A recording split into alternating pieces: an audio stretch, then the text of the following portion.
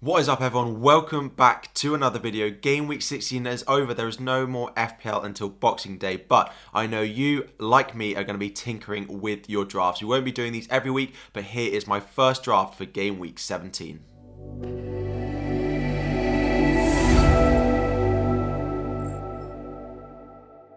What is up, everyone? Welcome back to another video. FPL Harry here, and today we're going to be talking you through unlimited transfers, the fixtures that we've got so far, and my current first draft for game week 17. So a bit of an update on what unlimited transfers means. It is basically as simple as it sounds. You get unlimited transfers. It's a forced wildcard. You don't get a choice when to play it. Over the World Cup, you basically are forced into playing an additional third wildcard of the season from game week 17 onwards to the end of game week 38. You, of course, get the second normal wildcard, the second half of the season wildcard that we traditionally get. It is also worth bearing in mind there are a couple of extra additions that we have compared to normal wildcards. There are no price changes from now until Boxing Day, so you don't need to worry about checking every day to know if the players that you want to bring in are going to rise in price, they're going to fall in price. You don't need to worry about that. There were a few price changes on Saturday, the first day of the unlimited transfers, because of the transfers that were made going into game week 16 in the morning. Those made after the deadline didn't count, but of course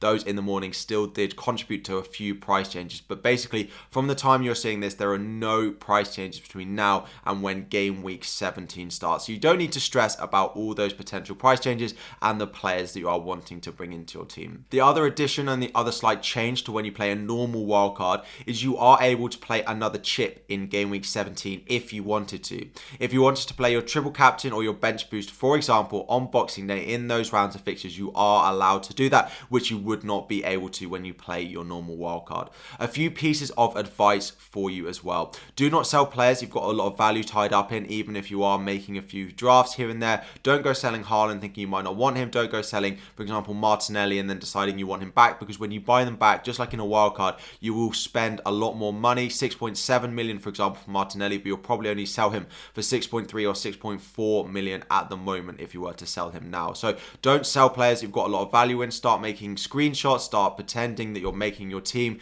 and making those transfers, but don't actually click confirm until you're absolutely happy with it. And the final thing is, don't make loads of changes to your actual team on the app or on the website. The reason for this, at the end of the season, if you are level on points with someone, so have the exact same number of FPL points as them in game week 38 once the season is finished, you will be ranked based on the number of transfers you have made so far this season. If over the World Cup you make 100, 200 transfers and that other person makes 10 because they wait until Christmas Day, they wait until Christmas Eve to actually click confirm on their team, then you will be ranked below them. Now, this could be the difference of reaching 99,000 or outside the top 100k. It could be the difference of a few places that mean you win your mini league or you don't win your mini league. So what I advise you do is tinker away, but take screenshots. Because there are no price changes, you do not need to click that confirm button. Take lots of screenshots, but do not actually change your team now until you're happy with it right before the game week 17 deadline.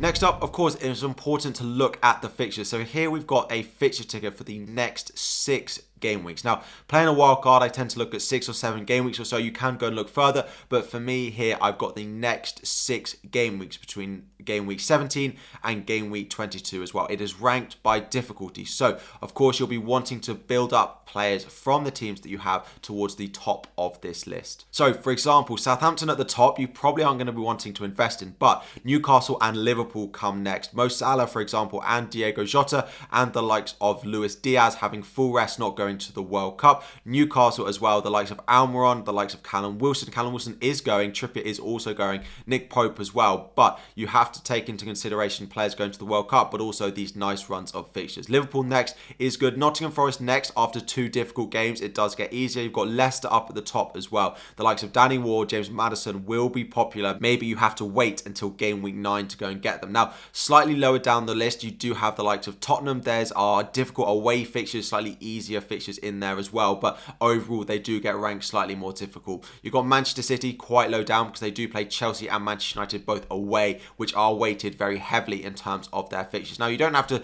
agree with the order these are put in. These are ranked by the Fantasy Football Scout fixture difficult rating for overall. You also Chelsea, the likes of Fulham, some very highly owned assets falling quite low down that fixture ticker. Arsenal, the other big one, of course, ranked quite in the middle of the road. They do start with West Ham and Brighton, and then it is Newcastle and Tottenham. So a few mixed fixtures in there, but I do still think the likes of Newcastle triple up, Liverpool as well, the likes of Mo Salah is going to be very, very popular. But those are the fixtures. That's just a little bit of an intro about the unlimited transfers. I posted the fixture ticker on Twitter and on YouTube as well, so you can go and get the actual image to save to your phone if you want to. But let's get into my team now. So without any intro, let's just dive straight into my team. And in goal, I think it's no surprise, I've gone with Nick Pope and I've gone with Danny Ward. Now, I will end up benching points every week because Danny Ward has been great and Nick Pope has also been great. If you don't have the money in the bank for this team, you could just go Nick Pope all the way down to a 4.0 in Iverson and just have the double Leicester goalkeeper and just play Ward every week because Leicester have looked really good recently. They have really turned the tide. They are one of the best defensive teams in the league at the moment with the amount of clean sheets they've kept recently. I do like Pope though. I do also have Trippier in the defence, so having that double Newcastle defence, given how highly owned it is and some of their nice fixtures that we saw to open up the season, I do think it is a worthwhile investment going with Pope and Ward. But of course, if you don't have the money, a double up on Leicester goalkeepers is absolutely fine.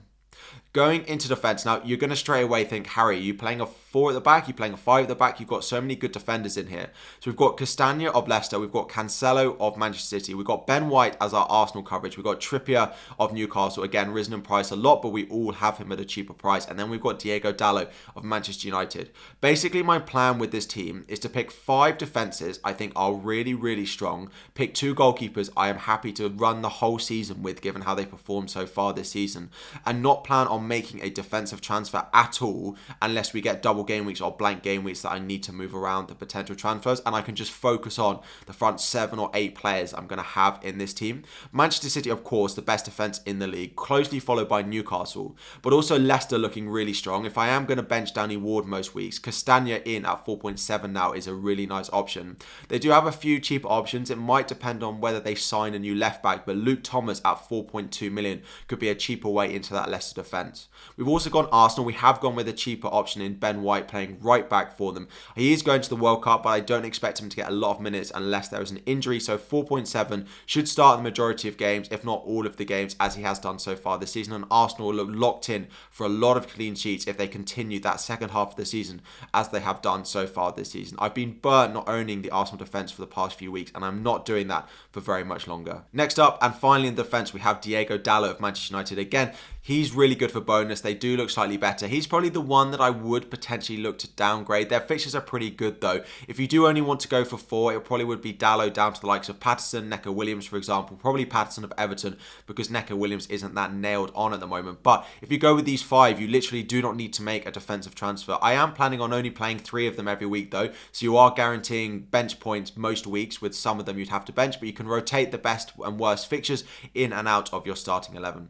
Now, moving into midfield, it is a midfield 5. Now, we have gone with Salah over Kevin De Bruyne or over Harry Kane in this team as well. The Liverpool fixtures just compared to the likes of Harry Kane's fixtures, Kevin De Bruyne's fixtures, plus so Mo Salah not going to the World Cup, Kevin De Bruyne and Harry Kane both going to the World Cup, just swayed it enough for me to go and get Mo Salah in here. If they continue to play with him up front, then I think he's a great option. If they go to a more traditional front 3 that they started the season with, then I think moving him out for Harry Kane will be a sensible thing to do, but we won't know that before the Game Week 17 deadline. Elsewhere in midfield, we have got double Arsenal, and again, I've gone with triple Arsenal in this team, and Martinelli and it is Saka. Jesus still has those 4 yellow cards, and if he does pick up a yellow card anytime before Game Week 20, he will be suspended. Those yellow card suspensions do continue until we get to Game Week 20. They have to have played 19 matches, and of course, no one played in Game Week 7. So Martinelli is in there, the cheap one, and then we've gone with Bukayo Saka. He's on a lot of set pieces, he's on penalties as well. It is a nice run of fixtures. His positioning some games is a little bit of concern. I don't quite know whether he's worth 8 million. If Phil Foden is going to be nailed in that Manchester City team, then maybe we go for him instead. But at the moment, I do want that double Arsenal attack. Elsewhere, we've gone with Marcus Rashford as my cheap option. Manchester United do start with a really nice run of a couple of fixtures before it gets a little bit more difficult. I think Marcus Rashford in for the first couple and then moving to the likes of James Maddison could work really, really well if you do not mind booking in transfers in your FPL team. And then finally, we've gone with Kulusevski. So he looks so good over the past couple. When he came off the bench in game week 15 and starting in game week 16, they would not have won that game if Kulusevski was not there. Again, not going to the World Cup. He's not going, so there is no Sweden in the World Cup. So he gets a full rest to fully recover from the injury that he's had. The likes of Harry Kane is going, the likes of Richarlison is going, so he should be fine to nail on starts in those first few matches after the World Cup as well. He is 8 million. I don't have Harry Kane in here, so it is covering that Tottenham attack a little bit.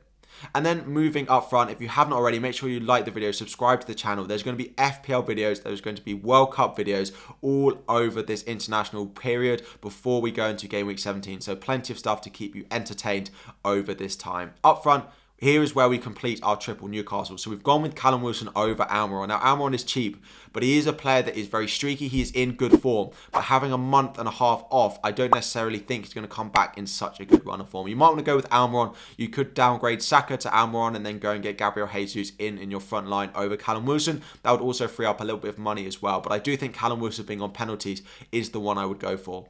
We've got Erling Haaland in here. Of course, I don't really need to talk about him. Some people might want to go and look at getting Harry Kane in their team, but Haaland for me has to be nailed in there. Again, he's having the 6 weeks off. He's not going to the World Cup, so he'll be fully rested and ready to go on Boxing Day.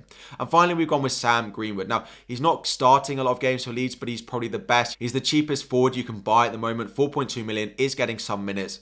He's just going to sit on your bench, given the amount of cheap options you have in defence. So if you were to play a 3-5-2 with this team, Green would of course be last on your bench. You'd probably have one of Castagna, White, Dalot second last on your bench, depending on who has the worst fixture. You then probably have a good first sub option every single week because one of them will have to be benched with a good fixture. And then you have your starting 3 defenders, your midfield 5 and your front 2. So this is my first draft for unlimited transfers. Let me know what you think. Is there anyone you would change in this team going into Game Week 17? Of course, there'll be more videos, there'll be more tinkers for my team, but this is a first draft to get you thinking about your team. Again, let me know what you think in the comment section down below. Any questions you have about the World Cup fantasy, we've got a video coming later this week about that as well, so do not worry, that is coming, and there is a prize for you all to win, subscribers to win as well. So make sure you're subscribed to the channel, turn on notifications to get a reminder of that, as the league code for that league is in there. Like the video before you go. Thank you so much for watching, and I'll be back again very soon.